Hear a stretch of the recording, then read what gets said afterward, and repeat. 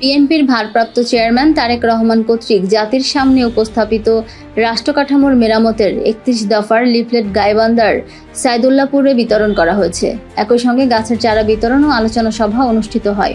শুক্রবার ৪ জুলাই বিকেলে জাতীয়তাবাদী সামাজিক সাংস্কৃতিক সংস্থা জাসাস সাইদুল্লাহপুর উপজেলা শাখা এ কর্মসূচির আয়োজন করে। এ সময় প্রধান অতিথি হিসেবে উপস্থিত ছিলেন দলটির কেন্দ্রীয় কমিটির যুগ্ম আহ্বায়ক অ্যাডভোকেট ফরহাদ হোসেন নিয়ন। অনুষ্ঠানটি উদ্বোধন করেন গাইবান্ধা জেলা শাখার আহ্বায়ক বজলুর রহমান করিম রপু। প্রধান বক্তা ছিলেন সদস্য সচিব খান মোহাম্মদ কাউসার ওয়াহিদ সুজন।